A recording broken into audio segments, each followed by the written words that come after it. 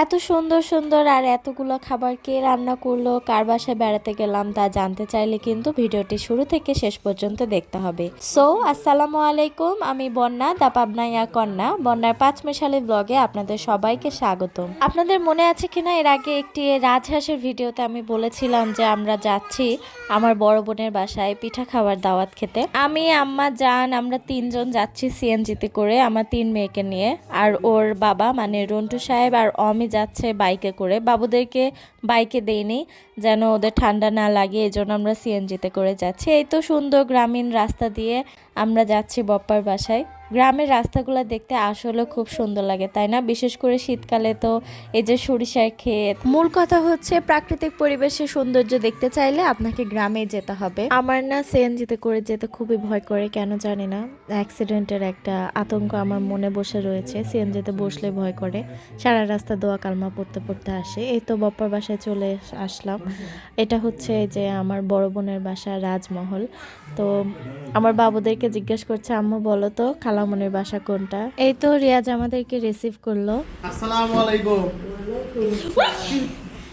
এই তো আল্লাহর রহমতে বেঁচে গেলাম, কারণ আমি সিঁড়ি দিয়ে পড়ে যেতে লাগছিলাম। রিয়াজ আমাকে বাঁচিয়েছে। এসেই দেখি বপ্পা রান্না করে টেবিলে একদম গুছিয়ে সাজিয়ে রেখে দিয়েছে। প্রথমে দেখতে পাচ্ছেন এটা হচ্ছে রুই মাছ ভুনা, আর এটা হচ্ছে বাটা মাছ ভুনা আলু বেগুন দিয়ে, আর আলু ভর্তা করেছে, আর এটা হচ্ছে পাতের শাক এবং পালং শাক ঘন্ট, আর লাউ কালার ডাল। আমরা তো পাবনার মানুষ, লাউ দিয়ে কালার ডাল খেতে খুবই পছন্দ করি, বিশেষ করে শীতে। আর এটা হচ্ছে বপ্পার হাতের স্পেশাল ঝোলা গুড়ের পায়েস। এই সবগুলো আয়োজন কিন্তু করেছিল সকালের জন্য, আর এখানে বপ্পা দুপুরের জন্য রান্না করছে মুরগির মাংস।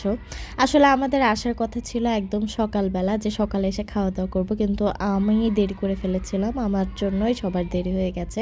তো আমরা এসে পৌঁছাই দুপুরে, এই জন্য দুপুরে খাবার দাবারটাই আগে করে নিই। এই যে আমার মেয়েরা এসেছে খালামনের বাসায়, দেখেন ওদের মনটা কিন্তু খারাপ, কারণ আমার নাতনিরা নাই, নুসাইবা মুবাশিরা ওরা গেছে নারায়ণগঞ্জে ওদের নানির বাড়িতে। এই জন্য ওদের মনটা সত্যি খুব খারাপ ছিল। ওই যে ওর বাবা চলে আসলো মিষ্টি হাতে করে। জান হচ্ছে আসার সময় চানাচুর আর কমলা নিয়ে এসেছিল, যেহেতু ওরা সারা রাত ধরে আড্ডা দেয় যেন নাস্তা করতে পারে, এই জন্য কমলা আর চানাচুর নিয়ে এসেছে। আর রন্টু সাহেব এখানে নিয়ে এসেছে রাজভোগ। রাজভোগ আমার খুব প্রিয় মিষ্টি। আর আমার জান এসে দেখেন ওজন মাপতে বসেছে। মানে বপ্পার বাসায় ঢুকলে আমাদের প্রথম কাজই থাকে বোরকা খুলেই আগে ওজন মাপো, আবার বাড়িতে যাওয়ার আগে বোরকা পরার আগে একবার ওজন মেপে নেই যে বপ্পার বাড়ি খেয়ে দিয়ে কতখানি ওজন বাড়িয়ে নিয়ে যাচ্ছে। এই দেখেন আমার ওজন এসেছে 61 কেজি। শুধু আমরাই মাপি না, মেয়েদেরকেও মাপাই। মেয়েদের বাবা মানে রন্টু সাহেবও ওজন মাপে, মানে সবাই পুরা যারাই আসবে তারাই আগে ওজন মাপবে। এদিকে দেখেন আমার তিন ভাগিনা আঙ্কেলকে পেয়ে একদম মহা খুশি। আমার বোনের ছেলেগুলা যে রন্টু সাহেবকে এত ভালোবাসে, এখন রন্টু সাহেবও ওদেরকে খুব ভালোবাসে, ওদের সঙ্গে সময় কাটানো খুব পছন্দ করে, ওদের সঙ্গে গল্প করা, ফোন টিপা খুব ভালোবাসে ও। একটুও বোরিং হয় না আমার বাসায় আসলে, সব মিলে একসঙ্গে অনেক আড্ডা দেয়। ও তো ওর আনন্দ দেখে, ভাগনাদের আনন্দ দেখে ভালোই লাগে। এই যে আমার বাচ্চাদেরকে তিনজন মিলে তিনজনকে খাওয়ালাম, আমি একজনকে খাওয়ালাম, আমার আম্মা একজনকে খাইয়েছে, জান একজনকে খাইয়েছে।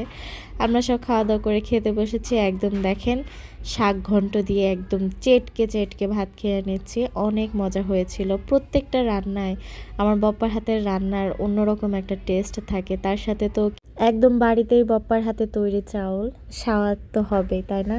আর এই যে খাওয়া দাওয়া করে দেখেন ছাদে বসে কিভাবে সব মোবাইল টিপছে গ্রুপ করে। আমার মেয়েরা, তিন মেয়েরা তো আরামে খেলছে। ওদের মনটা যদি একটু খারাপ হয়ে যায়, বললাম না মুবাশির আর নুসাইবার নাই। আর এইদিকে দেখেন আমার রন্টু সাহেবের অবস্থা, অমির অবস্থা, রিয়াজের অবস্থা দেখেন, সব শুধু গ্রুপ হয়ে এই যে খেলাধুলা। আমি একটু আমার ভাগ্নেটার গাল টিপে দিলাম।